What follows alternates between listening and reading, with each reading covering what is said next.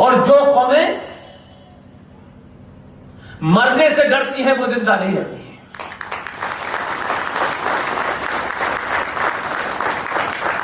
मौत कब आएगी, कहां आएगी, कैसे आएगी, ये किसी को पता नहीं है, लेकिन आना जरूर है उसको।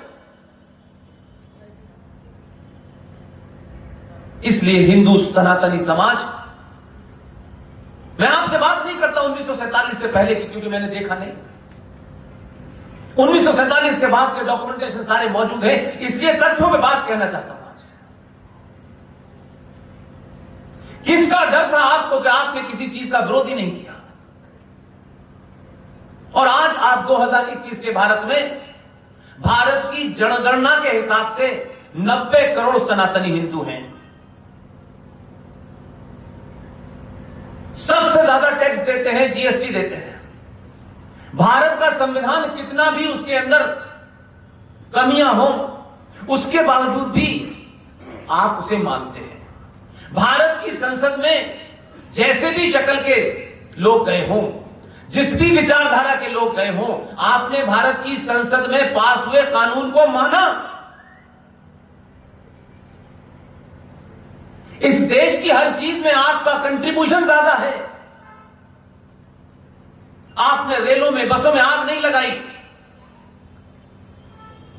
लेकिन क्या वजह है कि 90 करोड़ समाज पूरी दुनिया में न बोलते वक्त शर्माता है, न उस बात को सोचने से पहले हम ये कहते हैं कि भाई हम जो सोच रहे हैं ये हम कहने क्या जा रहे हैं।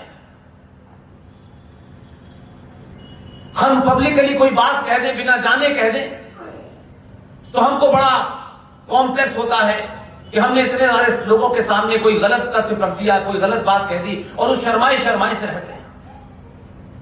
लेकिन दुनिया में कोई राष्ट्र नहीं मिलता मुझे, कोई राष्ट्र नहीं मिलता जहां 90 करोड़ की पॉपुलेशन मेजॉरिटी में हो, कानून को मानती हो, सरकार के बनाए सारे नियमों का पालन करती हो, और सरकार से यह भीख मांगती हो कि हमें समान नागरिक अधिकार चाहिए। इसको 2 बार अपने मुंह से कहिए कि हम कह क्या रहे हैं, मांग क्या रहे हैं, और क्या है हम जो हम मांग रहे हैं। इसमें हमारी लाचारी, हमारी कायरता, हमारा लालच, इसके अलावा कुछ और झलकता नहीं है। हमने 70 सालों में अपने आप को ऐसा बौना बनाया है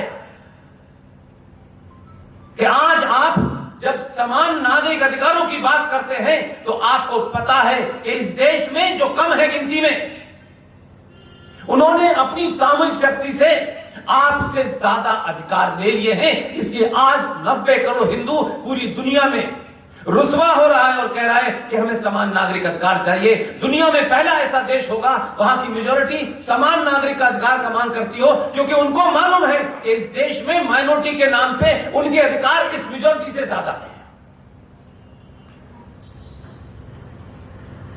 इस पर चर्चा नहीं होती। हम कायरता के एक के बाद एक हमने दुनिया के सामने अपने आप को पेश किया है। हमको निजी तौर पे, परिवार के तौर पे, समाज के तौर पे तो बहुत जल्दी हमको लगता है कि कहीं हम छोटे नजर ना आए, हम बड़े नजर आए, हमारा इतिहास बड़ा गौरवशाली हो। लेकिन आप सोचिए कि 70 सालों में जो समाज को संगठित करने वाली शक्तियां थीं, जिनके टारगेट पे समाज था, उन्होंने अभी भी आज तक और इस समय तक वो ये चाहते हैं कि आपसे चीजें छुपी रहे, क्योंकि इस 90 करोड़ लोगों में से 5 करोड़ जो मेरा लक्ष्य है, जिसकी आज कुमायूं की इस भूमि से रूबिल पंडियाल के नेतृत्व में हम शुरू करने जा रहे हैं।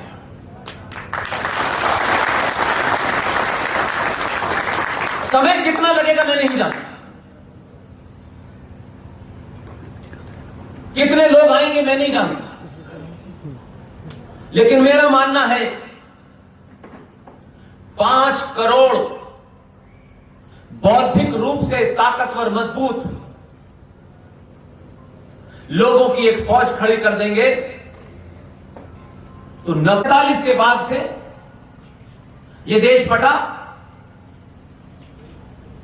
किन कारणों से बटा, यह सबको पता है। इसलिए सत्ता पे बैठने वाले लोग, जो साइकिल चला रहा था उसने 10 साल एमएलए बनने के बाद वो जीत जाएगा, और जीतने के बाद वो सत्ता में बैठ करके सत्ता के जितने भी संस्थान हैं उनसे उसने अपनी प्रोग्रेस तो की, लेकिन समाज को क्या दिया।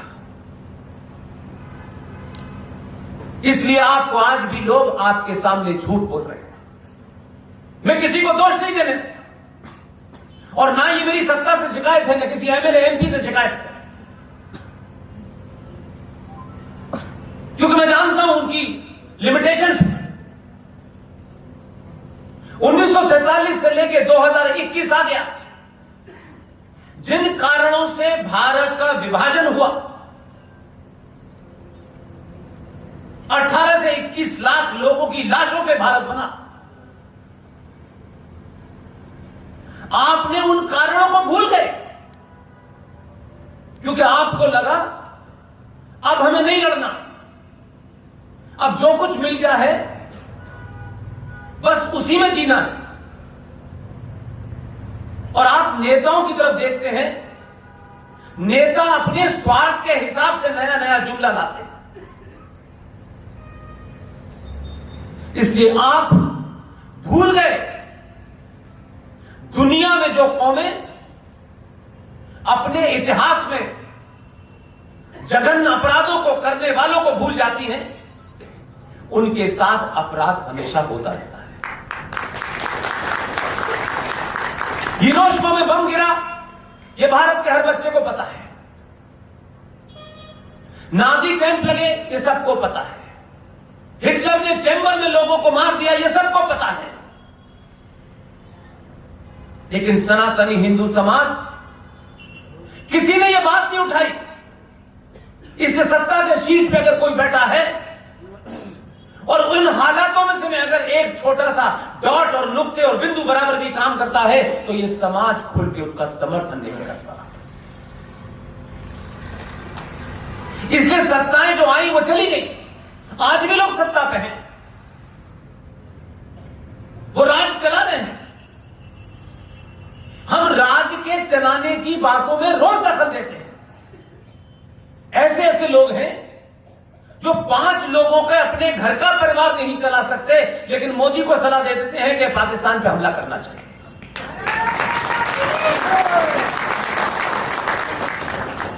हम 80 करोड़ लोगों को फ्री में खाना भी चाहिए, सब्सिडी भी चाहिए, चावल भी फ्री चाहिए, बिजली भी फ्री चाहिए, लेकिन पेट्रोल के दाम नहीं बढ़ने चाहिए। हम पूरी दुनिया का मूल्यांकन नहीं करते और ये मान के चलते हैं कि हम सब लोग बड़े दबे कुचले लोग हैं, अनपढ़ लोग हैं, और जब तक अमेरिका जाकर के नौकरी न करें हम पढ़े लिखे नहीं कहलाएंगे। इसलिए आप जब तुलनात्मक अध्ययन भी करते हैं